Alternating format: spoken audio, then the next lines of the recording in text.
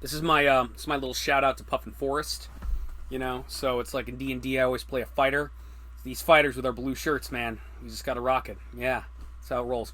Hello, I am the Dread Pirate once again. Okay, so I'm a million years late, but I thought I just want to talk about it, so I figured, hey, let's talk about Spider-Man: Far From Home. I mean, I don't know how long I want to go on with this. I mean, it's like, I feel like a lot of my feelings about the MCU can be easily summed up. I loved it. That's it. All right, goodbye. Like and subscribe. But I feel like it's kind of important to talk about Spider-Man, especially because I think people were concerned once Endgame was over that it's like, okay, what's next for the MCU? And a lot of people are like, oh, okay, they're done. I have a lot of friends in particular who are kind of like, especially because they don't like the way certain things are going in the MCU. More on that next video. That they don't want, they're kind of like, the attitude is, even if like Marvel sucks now, even if they never have another good movie again, we've got Infinity War and Endgame, and we could just say, and then the MCU ended right there and everything was fine. I feel like it's a perfect stopping point. My personal feeling is, and I'll elaborate more on this later, not in this video, but in another video, is that I will get concerned when Marvel actually lets me down. If I actually watch a movie that's like, is legit shit, it's like, alright, that's kind of what happened to me with The Last Jedi. With The Last Jedi, it was like I was expecting it to be good. There was no sign that there was trouble on the horizon. There was like clear skies, tornado, a big giant like tornado caused by a ship, like a calamari cruiser going at hyperspace right through me. Just a big giant horrible rose-colored ship. It was terrible. It was, oh god, Jesus. Big giant Ryan Johnson's big round head just came in and just destroyed the whole ocean. It was bad. This joke's dead. Anyway, there are some things on the horizon that are concerning, but like I don't. I'm gonna give things a chance until like it's like, all right, this is not good. It's like that's like, and I feel like there's still some time to right the ship if they're starting to make mistakes. But in the case, and so there's some concern is like, oh, what's gonna, like, some people were just kind of like, nah, fuck Spider-Man: Far From Home. I've got a friend that refused to see it. I checked it out. I really enjoyed Spider-Man: Far From Home. It was kind of a nice, it was a smaller story after Endgame, after all the big crazy insanity that was Endgame and the big climactic battle. It was a nice story. It was a nice fun film, and it was a very good Spider-Man story. I will be getting into spoilers very shortly, but basically, yeah, it was a good time. It was great to see Tom Holland again. It was actually really great to see all of the Spider-Man cast. It was great to see Zendaya, the big guy who plays Ned Leeds. I'm spacing on his name right now. He was very good. Jake Gyllenhaal was excellent as Mysterio. It just cast-wise, acting-wise, everything was great. Yeah, I guess spoilers now. Spoilers now here at 3:31. So if you don't want to hear spoilers, go no further. But no, it was like, what I liked about the movie was it, like, first and foremost, it was a really good Spider-Man story. I was a little kind of curious to see what they were going to do.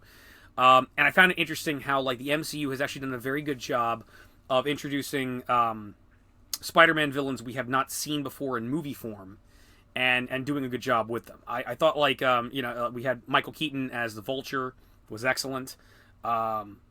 Shocker was very good in the same movie. Also, I think there was the fat guy who was like a tech guy that was technically the Tinkerer, so that was kind of neat. Although he didn't really, do anything crazy, super villainish. He was just like a support guy, but it was like that was supposed to be the Tinkerer. That was neat. And I thought the handling of Mysterio was really good. I mean, my feelings on the Sam Raimi films, I feel like Goblin's like, just going back on like other villains we've seen. Let's talk about the other movies that are not at MCU. Willem Dafoe's Goblin is amazing. I don't care what anybody says. I don't care if he looks like a Power Ranger. Fuck you. Willem Dafoe rocks your face. Willem Dafoe's great. Alfred Molina's Dr. Octopus is the greatest villain we've seen in a Spider-Man movie ever. Hands down, he's awesome. I love him. Spider-Man 3, the one people like to shit on. I like I'm sorry, I like that movie. Yeah, it's a flawed movie. I definitely have problems with it, but it's like, I mean, the real villain of that movie is Tobey Maguire dancing. That's the real villain. But as for, I mean, a Spider-Man adventure, I like James Franco's New Goblin.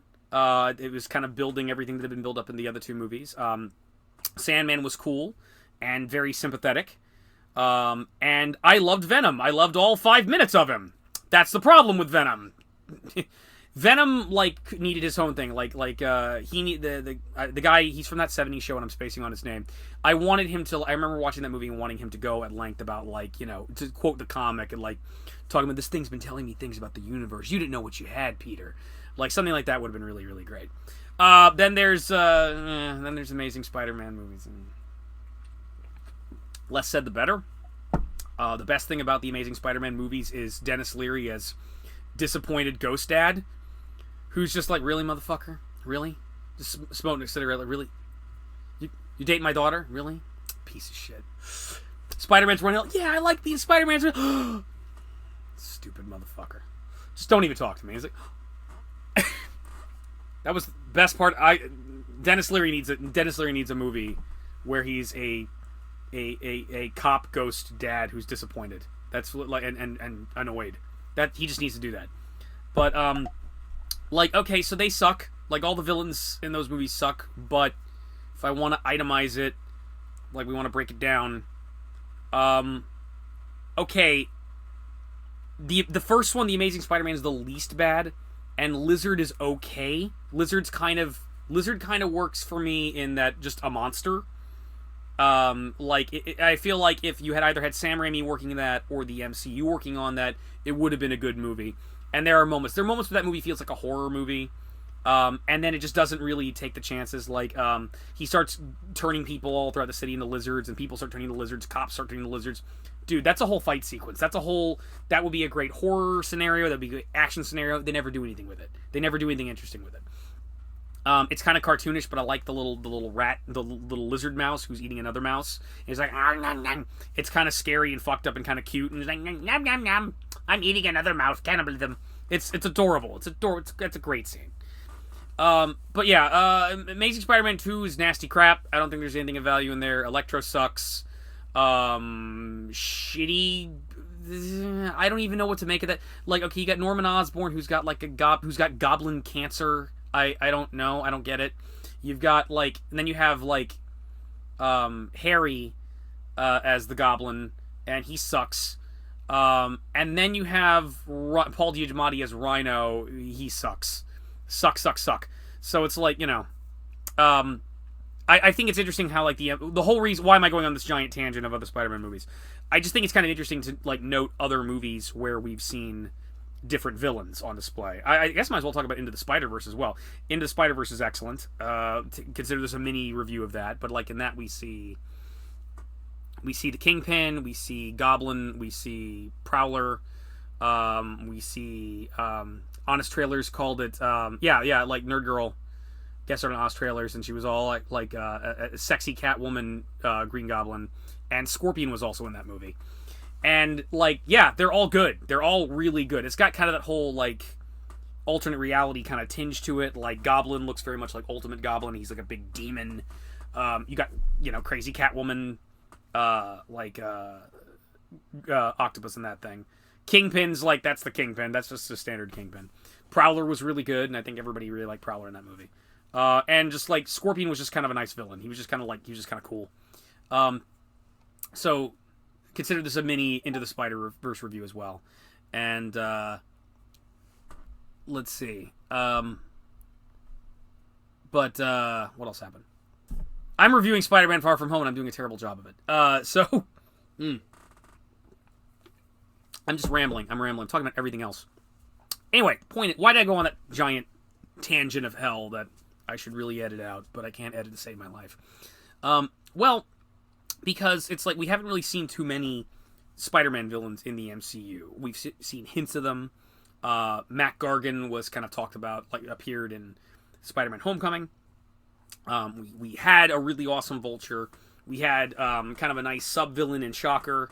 And now in this one we get Mysterio. And Mysterio is excellent. part of what really works about this movie is, again, it works as a Spider-Man story, and it works on a excellent Spider-Man versus Mysterio story, where Jake Gyllenhaal basically plays his character from Nightcrawler. He plays this manipulative, twisted guy who just knows social engineering and knows how to manipulate people, knows how to convince people, like, make him think that he's something that he's not. And he does a very good job about that. It's like, give that guy powers, give that guy technology, and that's what you have. And it works very, very well for Mysterio. Not only does he's able to trick Spider-Man into thinking that he's a good guy, much like he does in the comics, and trick all of S.H.I.E.L.D., or the people posing as S.H.I.E.L.D., that's another story. We'll get to that. I've already said spoilers, so we'll talk about that in a minute. He's able to trick all these people into thinking that he's a good guy, but on top of that, he's very, you don't know what's him and what's the illusion. You don't know what's him or a hologram or a robot. And it feels like a classic Spider-Man story dealing with Mysterio. And it's very well done. I think he's an excellent villain, and it's a great rival for him. And those of you who've seen the ending of the movie, he gets one last stab at the... again, spoilers have already been... I've already said I'm going to do spoilers. Yeah, for those of you who've seen the movie, yeah, he gets that one last stab by revealing to the world Peter Parker's secret identity and claiming that he was a hero and Spider-Man killed him. So now the trial of Peter Parker is set to happen in the next movie. And hopefully that's what we'll see. But, it's a really good Spider-Man story just featuring Mysterio. Excellent action. There's a moment where, you're wondering, are the elementals real? Are they... And it turns out they're not, but it's like they're really impressive monsters. And we kind of sort of got a Hydro Man. Like the illusion that Mysterio created, that was the water monster, that they started calling it Hydro Man. So that's Hydro Man, at least for now. But that was, the fights were really good. And the movie, it took the idea of Spider-Man kind of being put upon, having to deal with being a superhero and whatnot, and kind of blended it with being a teenager very, very well. Because much of the movie is a comedy and a road trip movie. It's really just about him and his class going through Europe, going on this awesome, crazy road trip, and just supervillain stuff happens along the way. And eventually they all go along for the ride. I think I finally buy Zendaya as Mary Jane. I think she's an excellent Mary Jane. I really dug the romance between the two of them that they built up. A lot of people have complained about her as Mary Jane, and I feel like it's like her being Mary. I notice people are complaining about her because she's black, being Mary Jane and whatnot, and she's not a redhead anymore. And it's like, I find it interesting that nobody's really complaining about Marissa Tomei as Aunt May. And I'm going to tell you what my feelings on that right there. I feel like in the Sam Raimi Spider movies, we have the canon Aunt May. We have Aunt May from the comics, the nice doddering old woman. She's there. When they brought in unbelievably fucking sexy Marissa Tomei, Aunt May, in Captain America Civil War, I'm like, oh, okay. Okay. I never thought I'd lust over Aunt May before, but now I do. Oh, by the way, Marissa Tomei is good in the movie, and she's hot and awesome, as always. There's a lovely little romance between her and Happy, and it's like, I was totally into that, like, yeah, and like she's like serving him Italian food, and it's like, and I'm Italian too, so it's like, as a big fat Italian guy, you got this hot Italian girl who's like serving, gonna make you dinner. It's like, ooh, it's like, ooh. To quote Drax, it's just like, my nether regions were engorged. So yeah, now I'm reviewing the movie. It took me 45 minutes, but I'm sorry. I suck at this YouTube thing. I don't know why I keep coming back, but I'm here. So, yeah, that was cool. It was interesting seeing this as like a post-Endgame movie, because they handle the events of Endgame very interestingly in it, where it's like they're calling it the blip. It's like from the perspective of high schoolers. Not only high schoolers, but high schoolers that were blipped out, that were dead for 5 years. And people suffered and lost and dealt with that. Like, all the Spider-Man characters basically died. Not just Spider-Man, but all of his supporting characters. Aunt May, there's a point where Aunt May is actually working at a fundraiser to help people that are disenfranchised because of the blip, which is really the snap. And she just popped up in in her apartment with the new people that had moved into her place after she had been killed. And it's interesting how all the people that have been brought back are just bubbly and happy about it. They really don't know. They're displaced because of this, but it's like, they're cool because it's like, you know, but the world has moved on. So it's like so there was a kid, the like Spider-Man has a rival for for Mary Jane's affection in the movie, who's a kid who was just like a 12-year-old or something like that, and now he's like this hunky teenager because of the blip. And so it's interesting how they play that whole thing out.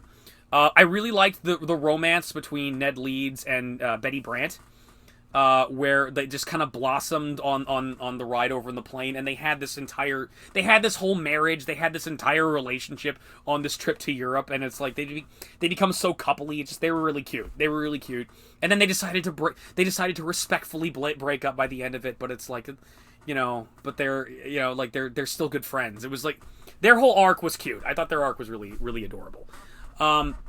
A lot of them running around Europe, going on adventures and trying to go to a ballet and all the wacky stuff, was really good. I liked Zendaya figuring out that, like, or sort of figuring out that he was Spider-Man. I was like, what, you're Spider-Man? And I was like, oh, what? It was like, he was trying to tell her how he felt about her. He was trying to tell her, I'm into you, I'd like to date you. I was like, what, you're Spider-Man? What? Yeah, it was really cool. They really hammered home, I'm not saying this is a flaw, I think other people might say it's a flaw, but they really hammered home the death of Iron Man.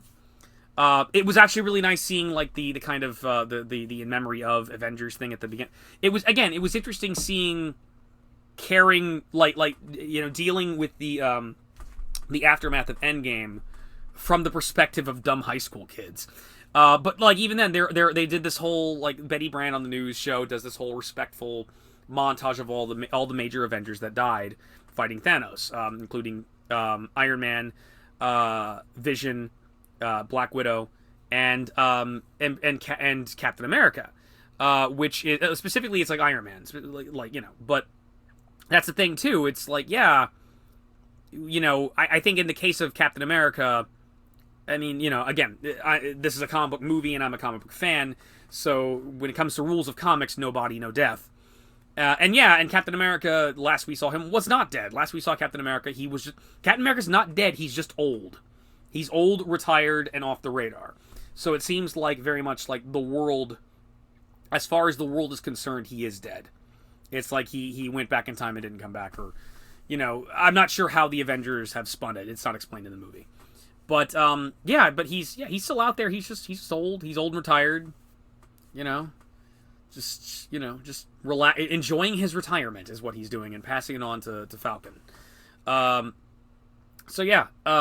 It was a nice, and the thing is, Iron Man's shadow kind of loomed large over this film, where and that's the thing. A lot of people were wondering about who's going to be the new face of the MCU, who's going to take charge of this. It's like, and you know, people are like, a lot of concerned people are like, oh, it's Captain Marvel, and nobody wants Captain Marvel. I think even the people that claim that they want Captain Marvel, like, deep down, if they really think about it, they really examine their soul. If they go into that little hole in the ground on Crate and look in that mirror, that long fucking bullshit mirror that Ray was looking into, they'd see themselves at the end of it saying, "You don't want Captain Marvel to be in charge of the MCU. You don't want it to happen." And it's like, I thought I was going to see my parents. No, look, Ray, honey, Captain Marvel sucks. Brie Larson's terrible. You don't want her to be part of the MCU, and she comes out of it. That's already a better version of The Last Jedi. Yeah. That would have been funny. Hilarious. But yeah, there's other things too. It was interesting, like, let's go back to Mysterio for a minute. The great thing about Mysterio, the way they handle Mysterio, is he's a disenfranchised Stark Industries employee. It all ties back to it. It's like you know, like Spider-Man basically was like this adopted son of Iron Man's in the MCU. And so, like, Happy is essentially kind of like essentially passing on all of his research and all of his command to him. And it's interesting to see that, and the villain, Mysterio, and his team Mysterio, are all disenfranchised Stark Industries employees. Which is interesting because we know Tony's not perfect. Tony's done plenty of douchey things before. Ultron! Extremist!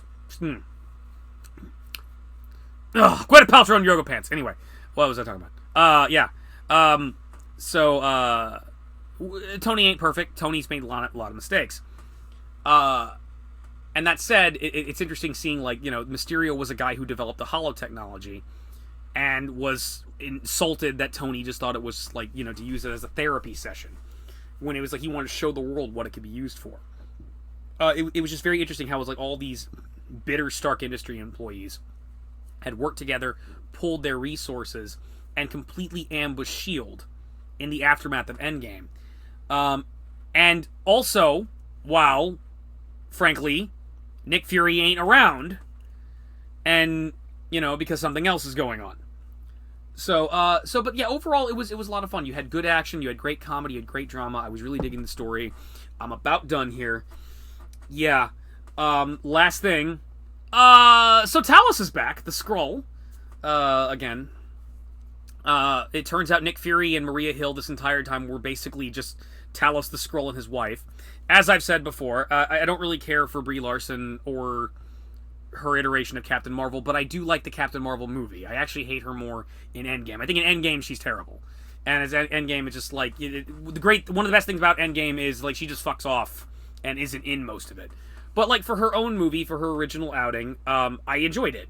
And I think the thing I enjoyed the most about it was Talos. I enjoyed the Skrulls. I really like the Skrulls as aliens. And I think they're really neat. So I'm always happy to see them. And other Josh and I had a wonderful conversation about this. And this motherfucker needs to get off his ass and get on YouTube and start making videos like this himself. He's got the fucking time. He could do it. Get your ass up here and debate this with me. But like, this motherfucker points out that like we were talking about it, Talos is kind of a dumbass because it's like this whole thing went on, this whole shenanigans with Mysterio went on like on Talos' watch. And apparently I think Talos was posing as Fury for Nick Fury, who's hanging out somewhere in outer space with the Skrulls, enjoying his vacation. And so it feels like they're doing the Secret Invasion. They're prepping the Secret Invasion storyline, but they're doing it in a way where the Skrulls aren't the bad guys, the Skrulls are the good guys. Like they're working with S.H.I.E.L.D., which is interesting. And like he basically I think the whole thing was really just to monitor Spider-Man and see if Spider-Man was a worthy person to entrust with the new Avengers team. And that's my theory. That's my theory based on what I've seen.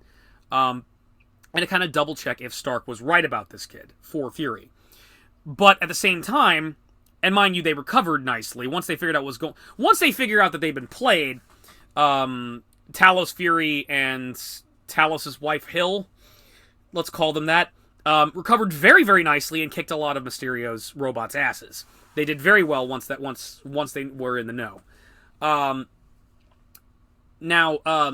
But like other Josh pointed out to me, like I pointed out to him, it's like Talos is kind of a dumbass. It's like this is the second, like he was kind of off his game. He kind of did some dumb shit in Captain Marvel, and here he is, just like okay, you would think an alien species that has shapeshifting abilities.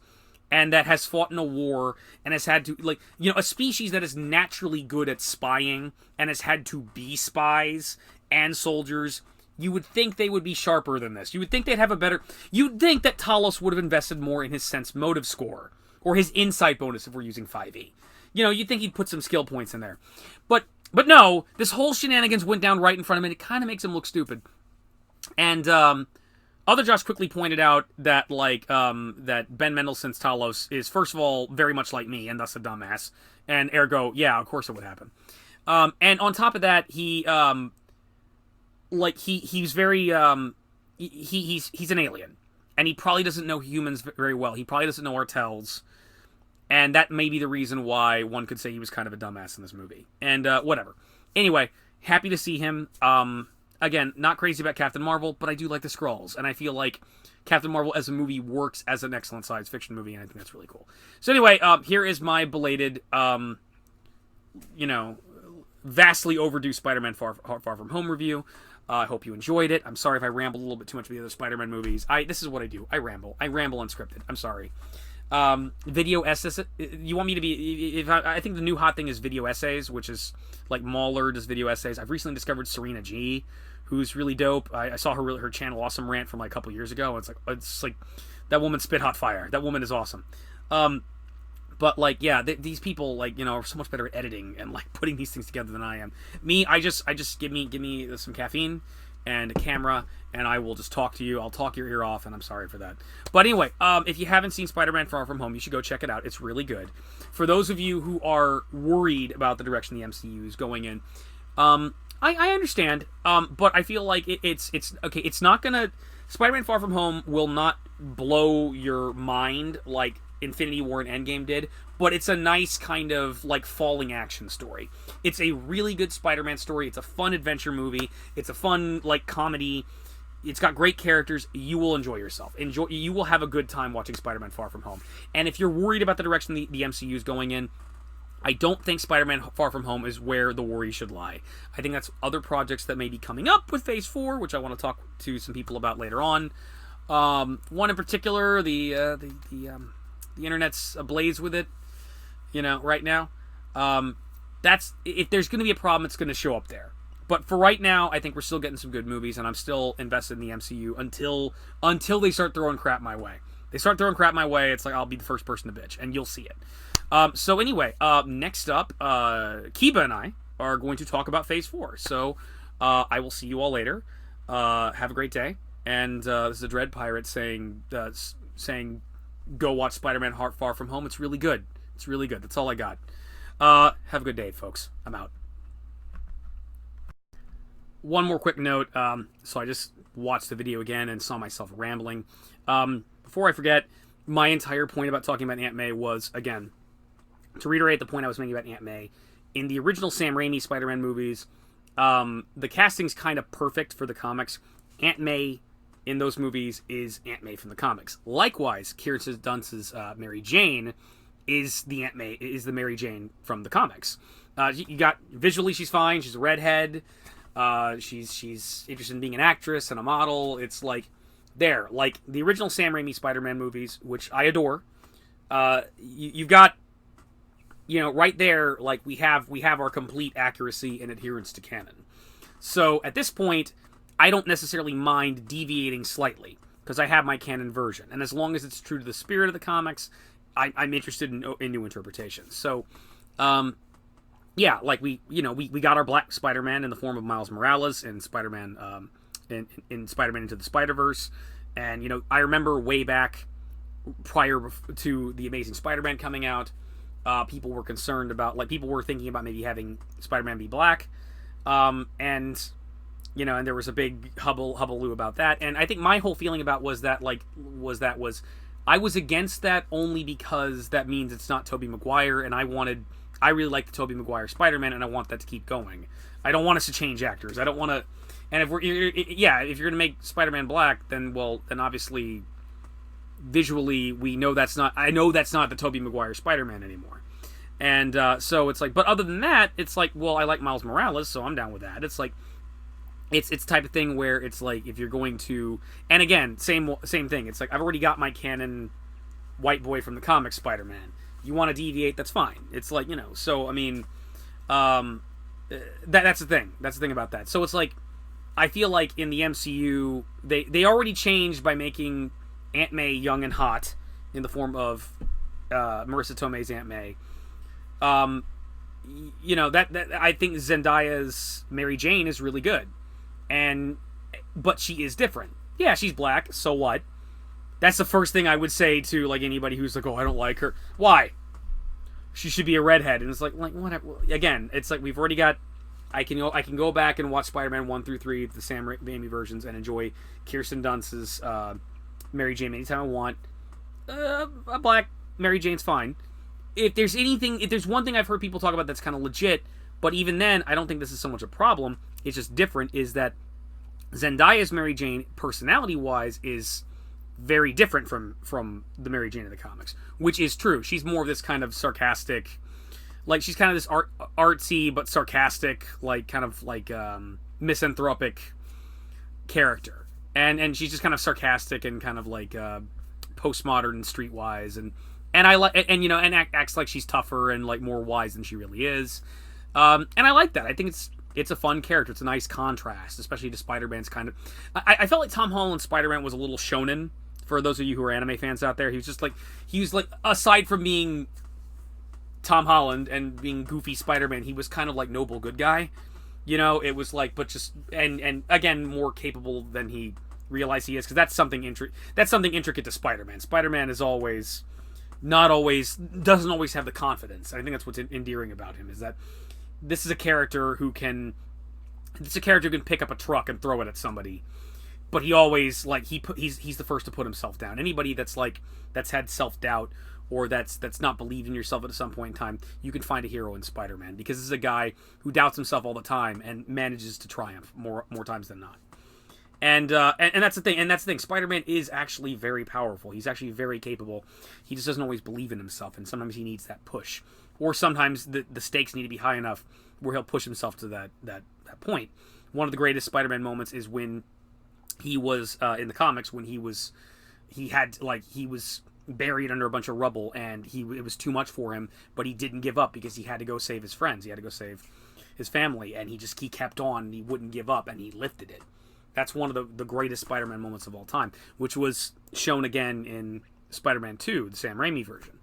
So that was my point about Mary Jane and Aunt May. It's like, if we want, because I'm all for canon, I'm all for adherence to canon, but if we're gonna do that, I've already got my canon exactly how they look like in the comics version in the Sam Raimi movies, in the form Aunt May and Mary Jane in the Sam Raimi movies. They look like they are in the comics. They basically are who they are in the comics, and so it's okay to deviate and do something different in the Homecoming movies. It's like, yeah, again, I haven't heard anybody complain about Marissa Tomei being Aunt May. I haven't heard anybody complain about that. Why? 'Cause she's fucking hot. That's why. That's why nobody's complaining. Zendaya's pretty hot too. Oh, but she's black, so we're complaining about it.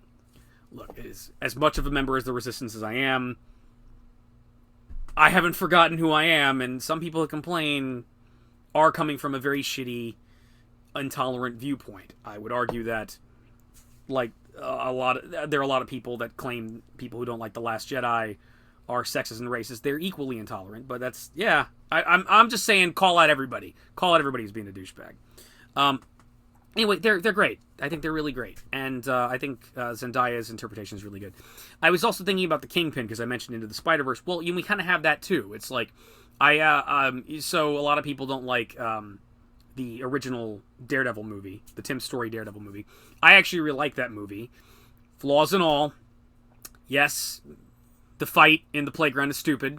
There's many things that are stupid about that movie. I still like that movie. I still think it's an enjoyable film. I can understand why hardcore Daredevil fans don't like it. But also, one of the things is, I'm a huge Michael Clarke Duncan fan. I miss him very greatly. I think he's a wonderful man and a wonderful actor, and I thought he did a very good job as the Kingpin. And that's the thing. That was colorblind casting right there. Yeah, the Kingpin's supposed to be a big fat white guy.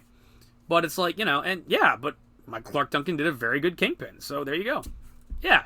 Heimdall in both the comics and the Norse myth is white. And Idris Elba's Heimdall is fucking awesome. It's like, there you go. And again, that was Kevin Branagh. Kevin Branagh always does colorblind casting, and that's cool about him. But back to the Kingpin, then we finally got our white guy Kingpin in the Daredevil TV series. And not only is he more accurate to the comics in appearance, but he also had a very different and menacing performance, which is very good. While Michael Clarke Duncan is more physically imposing and more like, just, I'm the boss, I'm the man. The TV show Kingpin was a little more subtle and dangerous and kind of genteel. You didn't really sympathize with Michael Clarke Duncan's Kingpin, but you do sympathize with the TV show Kingpin. You understand where he's coming from. So I got into trouble when I was at Great Lakes, and I always just the King thinking about the Daredevil the TV show Kingpin actually got me through it. I was actually thinking about how just a lot of his sayings. He was a villain, but still, it's like, problems are just an opportunity that haven't presented themselves yet. And it was like, yeah, that kind of helped me get through. It's like I found a really good music video set to Geto Boys' "Damn It Feels Good to Be a Gangsta" about his Daredevil, and it was like, yeah, that helped me get through too. It was like, it was yeah. So it's like So I'm open to different interpretations. I do feel like it's a thing when, in terms of adaptation, I can understand why people would want it to be exactly the way it is in the comics. That's something I've always purported and I've always talked about, and you should be accurate to the comics, or at the very least the spirit of the comics. If you're deviating already when you first start, you've probably fucked up, and you should probably rethink how you're doing things. It's like, and it's happened before. It's like, yeah, that's the thing. But yeah, that's a good example of I would always want it to be accurate to the way it is in the comics initially, or whatever the original source material is. But it all depends. If I've already got like a really good movie or really good example that's like already done, okay, now we can deviate. I remember like Mortal Kombat Legacy, way back when it was just the trailer. The initial like plan was, oh, it's kind of like a realistic Mortal Kombat, and it's like it's all a bunch of crazy people, and it's an inter-city fighting tournament. And then when they actually made the series, they didn't really make it that. They actually made it just like how it is in the games. But that was kind of a neat idea, because it's like that originally was supposed to be a movie. And for my money, the original 90s Mortal Kombat movie is very good. It's one of the few moments I will praise Paul W.S. Anderson. I still won't forgive him for the Resident Evil movies. I think his Resident Evil movies are fucking terrible. But it, like, that Mortal Kombat film is legitimately good and excellent and accurate to the games. Whereas, like, you know, but the original idea of Kevin Turcotin's idea of making it like realistic and like, you know, just a bunch of maniacs getting together and fighting it out, and the cops are looking into it. That was kind of a neat interpretation. I'm for that, so long as I have my other canon version. So I feel like a lot of these racial discussions and nonsense can be just kind of like swept under the rug. It's like, well, do we have a regular version? It's like all right, fine, let someone else take charge, you know. And yeah, so that's my little coda. I'm done reviewing Spider-Man: Homecoming. I apologize for rambling nonstop, but whatever. Thank you. Enjoy. Stay tuned for the Phase 4 video. Talk to y'all later.